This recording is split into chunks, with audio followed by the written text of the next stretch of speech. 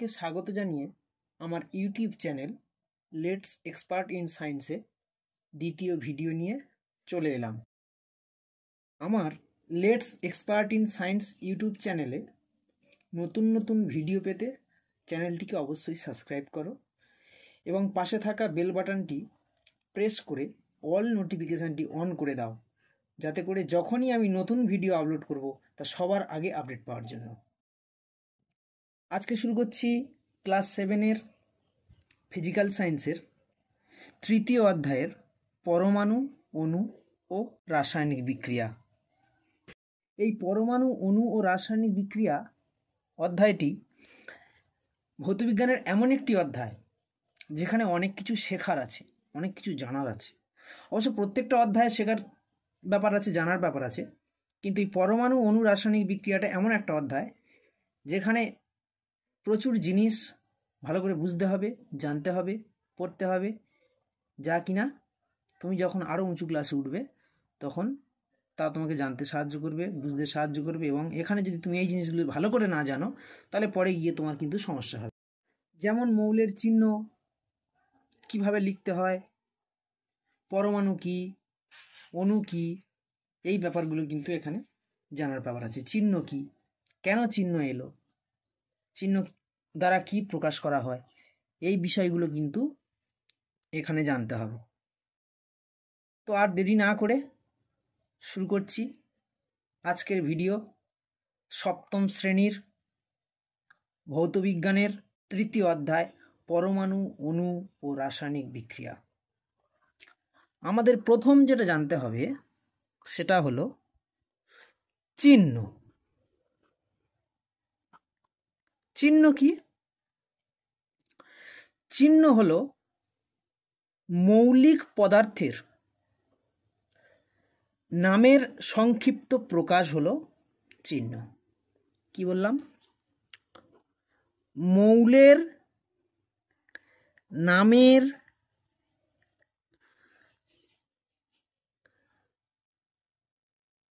সংক্ষেপে প্রকাশ,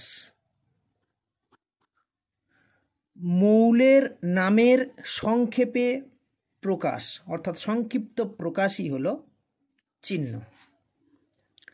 এবার চিহ্নগুলো কিভাবে আমরা জানবো, কিভাবে বুঝবো? পৃথিবীতে যত মৌলিক পদার্থ আছে, যত পৃথিবীতে মৌল আছে, অক্সিজেন, কার্বন, হাইড্রোজেন, নাইট্রোজেন ইত্যাদি ইত্যাদি, প্রত্যেকটার নামের ইংরাজি বানানের প্রথম অক্ষরটাই হচ্ছে তার চিহ্ন। শুধু প্রথম অক্ষরটাই নয় বন্ধুরা,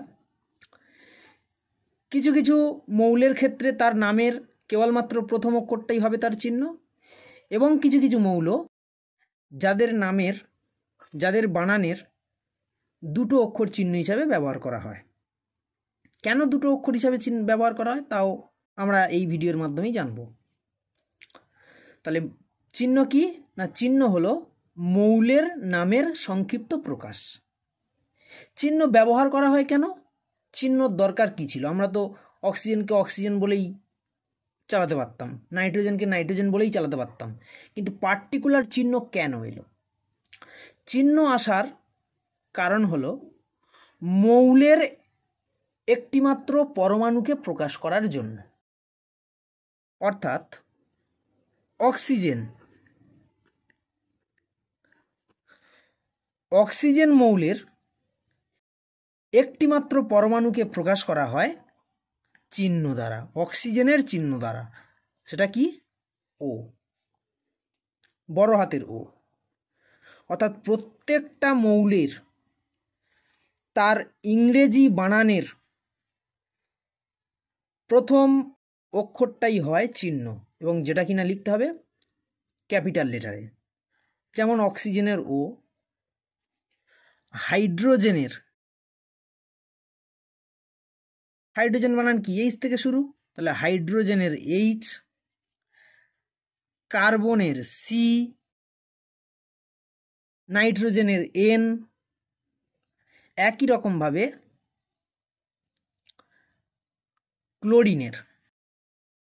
ক্লোরিন, তাহলে ক্লোরিনের চিহ্ন কি হবে?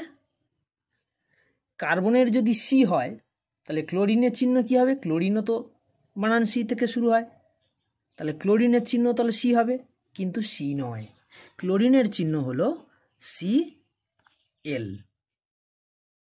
যে সমস্ত মৌলের চিহ্ন দুটো অক্ষর দ্বারা প্রকাশ করা হয় সেই সমস্ত সকল মৌলেরই চিহ্ন লেখার সময় প্রথম অক্ষরটা লিখব ক্যাপিটাল লেটারে এবং দ্বিতীয় অক্ষরটা লিখব স্মল লেটারে। প্রথম অক্ষর লিখব, আবার বলছি, প্রথম অক্ষর লিখব ক্যাপিটালে এবং দ্বিতীয় অক্ষর লিখব স্মল লেটারে। আচ্ছা, এবারে আসি কার্বনের সি হলো কেন এবং ক্লোরিনের সিএল হলো কেন। আচ্ছা, কার্বনও সি থেকে শুরু, ক্লোরিনও সি থেকে শুরু, তাহলে আমি যদি দুটোই সি দ্বারা প্রকাশ করি তাহলে কোনটা কার্বন কোনটা ক্লোরিন বুঝবো কিভাবে? তাই বিজ্ঞানীরা কি করলো, কার্বনকে সি দ্বারা প্রকাশ করলো এবং ক্লোরিনকে তার বানানের আর একটা অক্ষর তার সঙ্গে যুক্ত করে দিল সিএল, অর্থাৎ সিএল বললে পৃথিবীর যে কেউ বুঝে যাবে যে এটা হলো ক্লোরিন। ঠিক ওই আমাদের স্কুলের স্যারেদের নামের মতো। যেমন আমাদের স্কুলের কথা আমি বলি, আমি যখন স্কুলে পড়তাম তখন আমাদের স্কুলে দেখা যেত একই নামের দুটো তিনটে স্যার আছে, যেমন তাপস মণ্ডল, তাহলে টিএম, আবার দেখা যাচ্ছে তন্ময় মণ্ডল, তারও টিএম। তাহলে এবার রুটিন করার সময় আমি যদি টিএম দু জায়গায় লিখি তাহলে স্টুডেন্টসরা বুঝবে কিভাবে যে কোনটা তাপস মণ্ডল আর কোনটা তন্ময় মণ্ডল? সেই জন্য ওখানে ইন্ডিকেট করা হতো TM1 TM2। একই রকমভাবে আরও যদি হয় AM1 AM2 AH1 AH2, এগুলো এক এক ধরনের প্রকাশ করার উপস্থাপন করার ব্যবস্থাপনা। ঠিক একই রকমভাবে কার্বনকেও যদি সি লিখি ক্লোরিনকেও যদি সি লিখি তাহলে লোকে বুঝবে কিভাবে? সেই জন্য বিজ্ঞানীরা কি করলো, কার্বন যখন সি তাহলে ক্লোরিনের সি এর পাশে ওর বানানের আর একটা অক্ষর যুক্ত করা হোক, তাই ক্লোরিন সিএল। তাই আবার বললাম যে প্রত্যেকটা মৌলের ইংরেজি বানানের প্রথম অক্ষরটাই হয় তার চিহ্ন। কিছু কিছু মৌলের তার ইংরেজি বানানের প্রথম অক্ষর এবং তার সঙ্গে তার বানানের আরও একটি অক্ষর যুক্ত করা হয় এবং প্রথম অক্ষরটা হবে ক্যাপিটাল লেটার এবং দ্বিতীয় অক্ষরটা হয় স্মল লেটার। আর যাদের একটা একটা করে লেটার দ্বারা ইন্ডিকেট করা হয় তাদের প্রথমটাই শুধু একটা অক্ষরই ক্যাপিটাল হয়ে থাকে। একই রকমভাবে আরও কয়েকটি যদি আমরা মৌলের কথা বলি এবং তাদের চিহ্নের কথা বলি, যদি নিকেলের কথা বলি তাহলে নিকেলের Ni, আর্সেনিকের As, অ্যালুমিনিয়ামের Al ইত্যাদি ইত্যাদি। এগুলো তো গেল। এবার আসি আরও কয়েকটি মৌলের আলোচনায়। তাহলে প্রত্যেকটার বানানের যদি প্রথম অক্ষরটাই হয় তার চিহ্ন, তাহলে একই রকমভাবে সোডিয়ামের চিহ্ন কি হওয়া উচিত?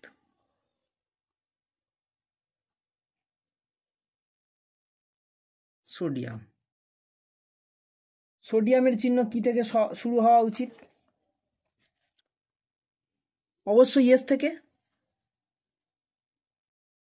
তার কারণ হলো সোডিয়ামের বানান যদি আমরা লক্ষ্য করি তাহলে SO DIUM,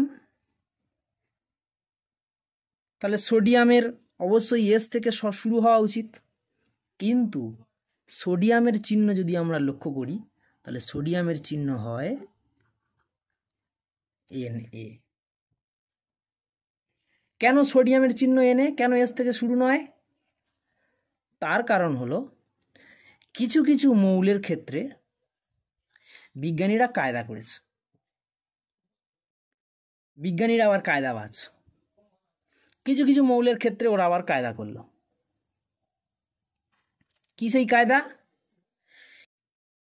কিছু কিছু মৌলের ক্ষেত্রে ওনারা বলে দিলেন কি, না, ওই মৌলের একটা একটা ল্যাটিন নাম আছে, সেই মৌলের ল্যাটিন নামের প্রথম অক্ষর ধরেই তার চিহ্ন দেওয়া হবে। যেমন সোডিয়াম, সোডিয়ামের ল্যাটিন নাম হলো ন্যাট্রিয়াম, ন্যাট্রিয়াম।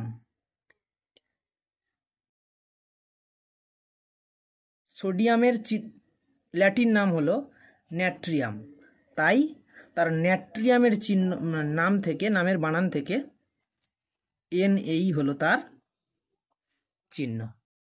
লোহা, লোহার চিহ্ন হচ্ছে Fe।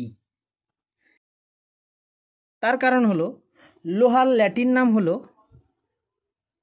ফেরাম, সেই ফেরাম থেকে Fe। সীসা বা লেড, সীসা, সীসার চিহ্ন হলো Pb, সীসার চিহ্ন হলো Pb, কারণ সীসা বা লেড তার ল্যাটিন নাম হলো প্লাম্বাম, প্লাম্বাম, তাই প্লাম্বামের Pb। এইভাবে বেশ কয়েকটা মৌলের ল্যাটিন নাম থেকে তার মৌলের চিহ্ন।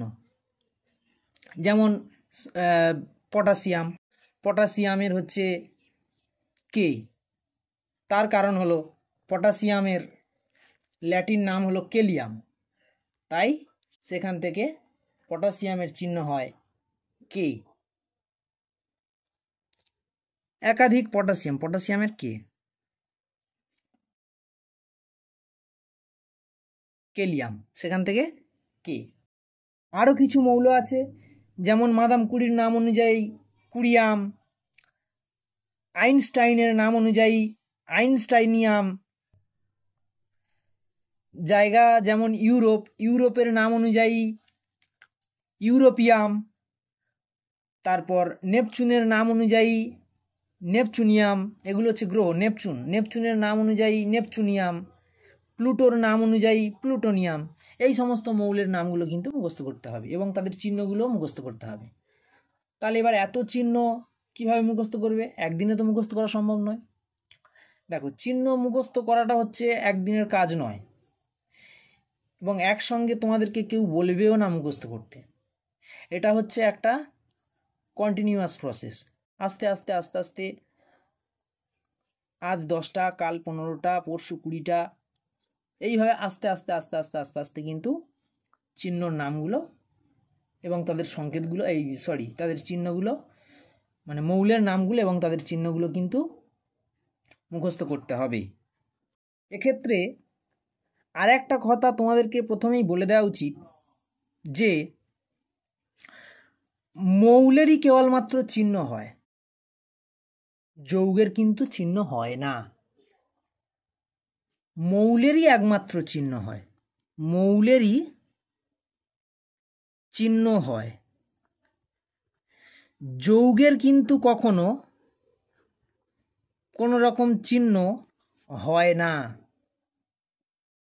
তার কারণ হলো মৌলিক পদার্থের চিহ্ন দ্বারা বা মৌলের চিহ্ন দ্বারা কি প্রকাশ করা হয়? প্রথমেই বলেছি, মৌলের চিহ্ন দ্বারা ওই মৌলের একটি পরমাণুকে প্রকাশ করা হয়। যৌগের কিন্তু কখনো পরমাণু হয় না, যৌগের কিন্তু কখনো পরমাণু হয় না, তাই যৌগের চিহ্ন হয় না, কেবলমাত্র মৌলেরই চিহ্ন হয়। যৌগের কখনো, যেহেতু যৌগের পরমাণু হয় না, তাই কিন্তু যৌগের চিহ্ন সম্ভব নয়। এইবারে পরমাণু সম্পর্কে আলোচনা করি। পরমাণু কি এবং অণু কি? অণু কি? পরমাণু হলো মৌলিক পদার্থের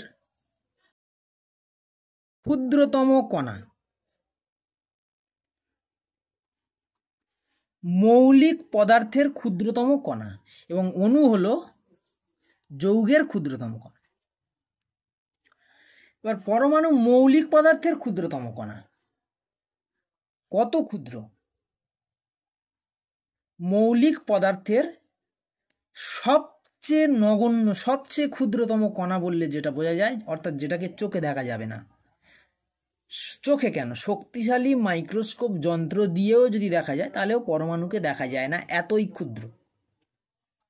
তাহলে সেই ক্ষুদ্রতম কণা হচ্ছে মৌলিক পদার্থের, সেই রকম ক্ষুদ্রতম কণা হচ্ছে পরমাণু, যেটাকে কিনা শক্তিশালী মাইক্রোস্কোপ যন্ত্র দ্বারাও দেখা সম্ভব নয়। এই পরমাণুও একাধিক কণা দ্বারা গঠিত। অর্থাৎ পরমাণু কত ক্ষুদ্র, তাহলে সেই পরমাণু আবার একাধিক ক্ষুদ্র ক্ষুদ্র কণা দ্বারা গঠিত। তাহলে কি সেই সকল কণা? সেই সমস্ত কণাগুলো সম্পর্কে আমাদের কিন্তু জানতে হবে। পরমাণুর একদম কেন্দ্রে, পরমাণুর একদম কেন্দ্রে দুটি কণা থাকে। একটা হচ্ছে প্রোটন, আর একটা হচ্ছে নিউট্রন। একটা হচ্ছে প্রোটন আর একটা হচ্ছে নিউট্রন। এই প্রোটন আর নিউট্রনকে কেন্দ্র করে, অর্থাৎ এই কেন্দ্রকে বা নিউক্লিয়াসকে কেন্দ্র করে একাধিক কক্ষপথ আবর্তন করছে। কক্ষপথগুলো আবর্তন করছে। যেই কক্ষপথে ঘুরে বেড়াচ্ছে কে? ইলেকট্রন কণা। যেই কক্ষপথে ঘুরে বেড়াচ্ছে ইলেকট্রন কণা।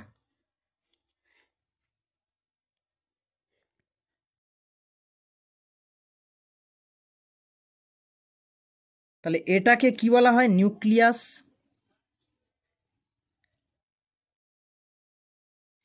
নিউক্লিয়াসে কারা জোটবদ্ধ অবস্থায় আছে? প্রোটন ও নিউট্রন। এবং এই প্রোটন ও নিউট্রন অর্থাৎ তাদের সমষ্টি নিউক্লিয়াস, এই নিউক্লিয়াসকে কেন্দ্র করে কোন কণা ঘুরে বেড়াচ্ছে? সেগুলো হচ্ছে ইলেকট্রন। এই প্রোটনের একটা চার্জ আছে। প্রোটনের চার্জ হলো প্লাস বা ধনাত্মক।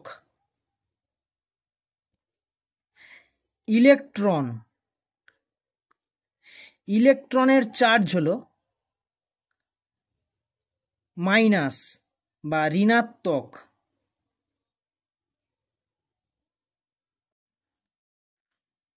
ও নিউট্রন হলো নিস্তড়িত বা আধানহীন কণা। অর্থাৎ ওর মধ্যে কোনো রকম আধান বর্তমান নেই, ওর মধ্যে কোনো রকম আধান উপস্থিত নেই। তাহলে প্রোটন হলো ধনাত্মক, ইলেকট্রন হলো ঋণাত্মক এবং নিউট্রন হলো আধানহীন কণা। এই কণাগুলোর মধ্যে যদি আমি ভরের দিক থেকে লক্ষ্য করি, অপেক্ষাকৃতভাবে নিউট্রন হলো সবথেকে ভারী, সবচেয়ে ভারী কণা। সবচেয়ে ভারী কণা হলো নিউট্রন। ও ইলেকট্রন হলো সবচেয়ে হালকা কণা। সবচেয়ে হালকা কণা হলো ইলেকট্রন, সবচেয়ে ভারী কণা হলো নিউট্রন। তাহলে প্রোটন কি মাঝামাঝি নাকি? না, প্রোটন এবং নিউট্রন প্রায় কাছাকাছি, সামান্য ডিফারেন্স আছে দুজনের মধ্যে ভরের। নিউট্রনের থেকে একটু কম ভারী হলো প্রোটন। এইবার নিউক্লিয়াসের মধ্যে যতগুলো প্রোটন সংখ্যা থাকে, নিউক্লিয়াসের মধ্যে যতগুলো প্রোটন উপস্থিত থাকে, নিউক্লিয়াসকে কেন্দ্র করে কক্ষপথ অনুযায়ী ঠিক ততগুলোই ইলেকট্রন ঘুরে বেড়ায়। কি বললাম? নিউক্লিয়াসের মধ্যে যতগুলি প্রোটন থাকে, নিউক্লিয়াসকে কেন্দ্র করে ঠিক ততগুলি ইলেকট্রন কক্ষপথ বরাবর ঘুরে বেড়ায়। সেই কারণে পরমাণু হয় নিস্তড়িত।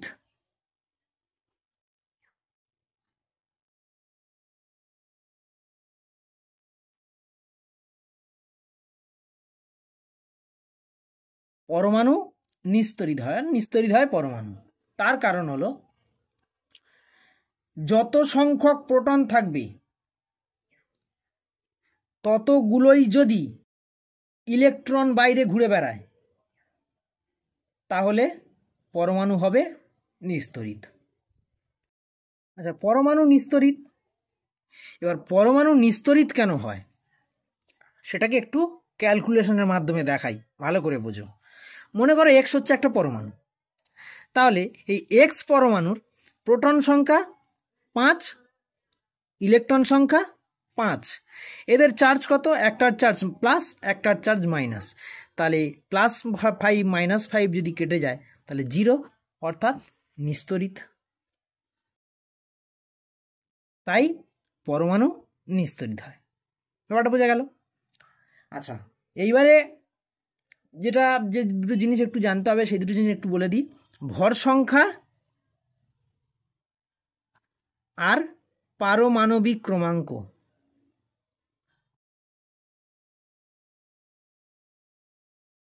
কি এই দুটো জিনিস? পরমাণুর কেন্দ্রে বা নিউক্লিয়াসে প্রোটন সংখ্যা ও নিউট্রন সংখ্যার যোগফল হলো ভর সংখ্যা, আর পারমাণবিক ক্রমাঙ্কটা কি? প্রোটন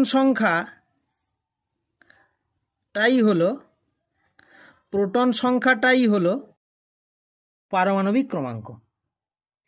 এখানে আরেকটা জিনিস একটু বলি,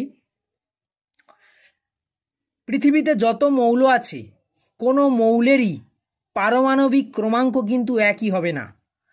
প্রত্যেকটা মৌলের পারমাণবিক ক্রমাঙ্ক কিন্তু ভিন্ন। ঠিক ওই তোমাদের শ্রেণীকক্ষের যে কোনো একটা সেকশনের প্রত্যেকটা স্টুডেন্টসের রোল নাম্বারের মতো।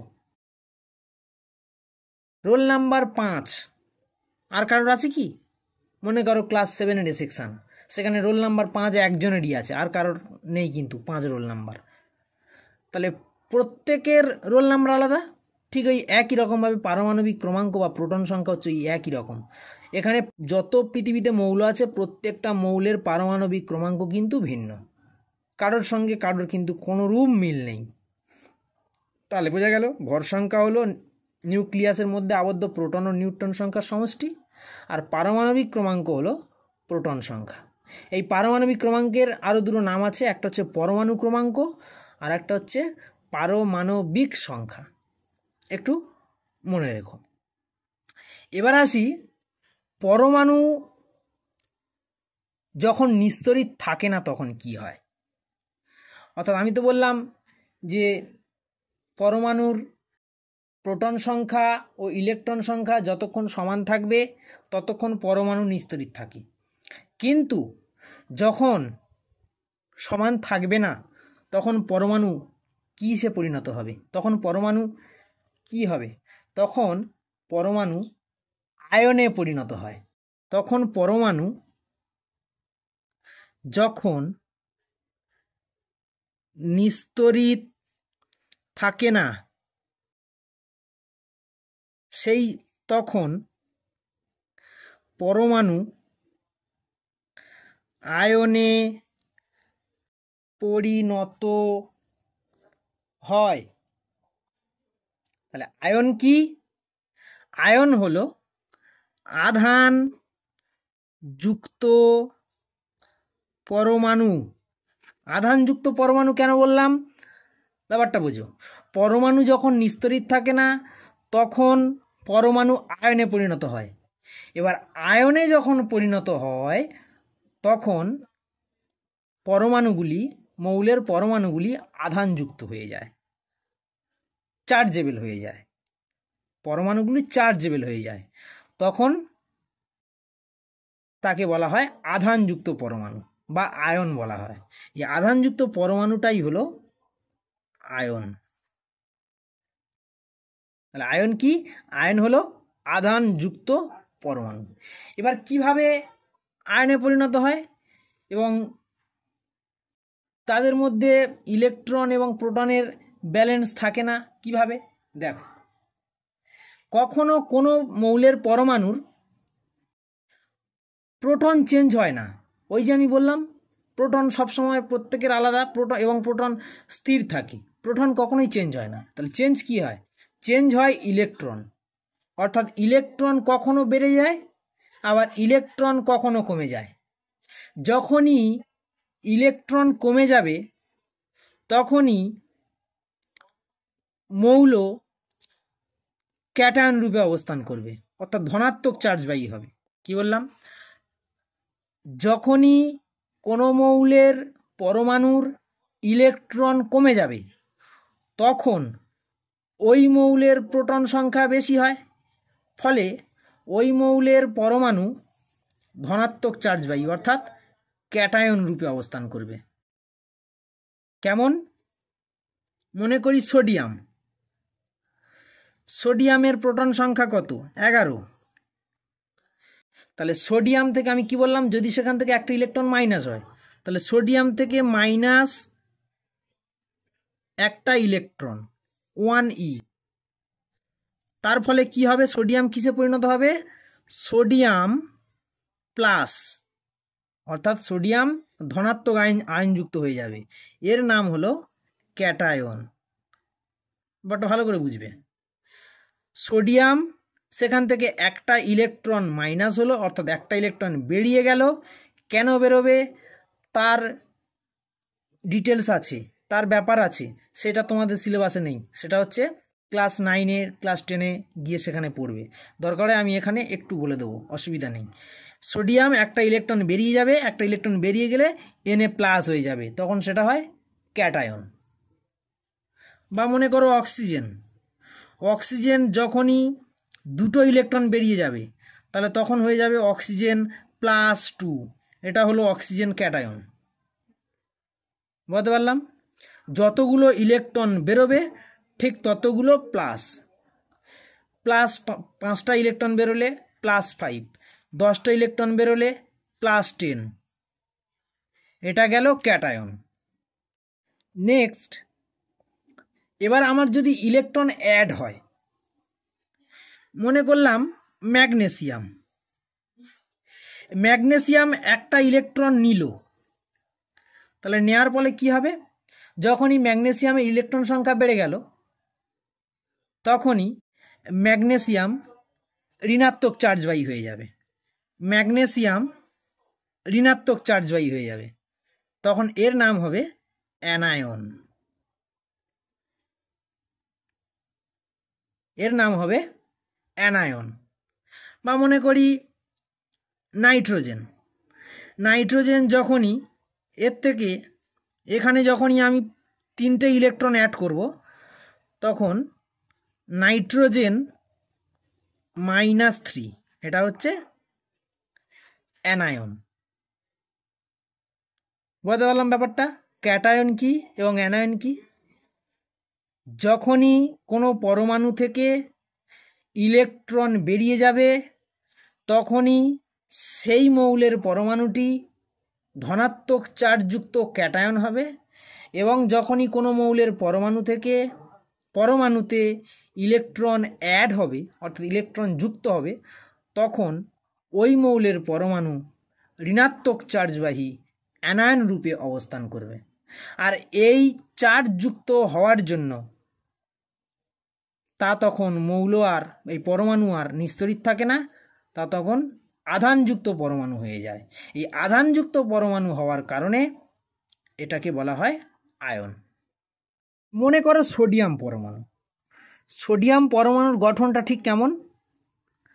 সোডিয়াম পরমাণুর গঠন হচ্ছে এই রকম, ওর কেন্দ্রে বা কেন্দ্রকে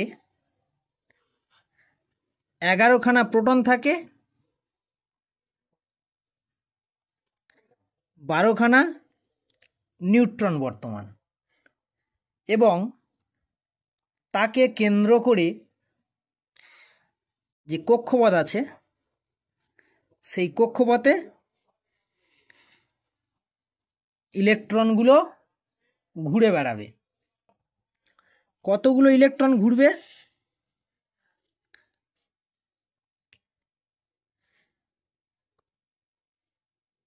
ইলেকট্রন বসানোর একটা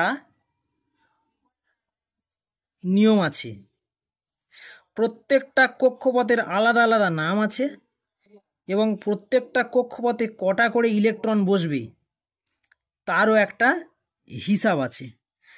যেমন প্রথম কক্ষপথে তার নাম হচ্ছে কে, প্রথম কক্ষপথের নাম কে, দ্বিতীয় কক্ষপথের নাম এল। প্রত্যেকটা কক্ষপথের আলাদা আলাদা নাম আছে। প্রথম কক্ষপথে দুটো বসতে পারে, দ্বিতীয় কক্ষপথে 8টা বসতে পারে। যেমন আমি কে কক্ষে অর্থাৎ প্রথম কক্ষপথে দুটো বসিয়েছি, দ্বিতীয় কক্ষপথে 1 2 3 4 5 6 7 8 8টা বসিয়েছি। প্রত্যেকটা বসানোর আলাদা আলাদা নিয়ম থাকে। তাহলে আমার 11টা প্রোটন, তাহলে ইলেকট্রন কতগুলো হবে? সোডিয়ামের 11টা ইলেকট্রন হবে। কটা ইলেকট্রন হয়ে গেছে? প্রথম কক্ষপথে দুটো, দ্বিতীয় কক্ষপথে 8টা, আর তাহলে আরও একটা ইলেকট্রন থাকে, সেটা এখানে একটা। তারপরে যে কক্ষপথ আছে এম কক্ষপথ, সেখানে আমি আরও একটা বসিয়ে দিলাম। তাহলে এই হয়ে গেল আমার সোডিয়াম পরমাণুর গঠন। এইবার এই সোডিয়াম পরমাণু এর এনে, তাহলে এই সোডিয়াম পরমাণু যদি একটা ইলেকট্রন ছেড়ে দেয় তাহলে কি পরিণত হয়? Na প্লাস, সোডিয়াম একটা ইলেকট্রন ছেড়ে দিল, তাহলে একটা ইলেকট্রন ছাড়লে একটা প্লাস, তাহলে এটা সোডিয়ামের ক্যাটায়ন, সোডিয়াম পরমাণুর ক্যাটায়ন Na প্লাস। এইবার মনে করো যদি আমি ক্লোরিন পরমাণুর গঠন আঁকি, তাহলে ক্লোরিন পরমাণুর কেন্দ্রে প্রোটন সংখ্যা 17টা, নিউট্রন সংখ্যা 18টা। তাহলে একে কেন্দ্র করে কতগুলো আমার ইলেকট্রন থাকবে? 17খানা ইলেকট্রন থাকবে।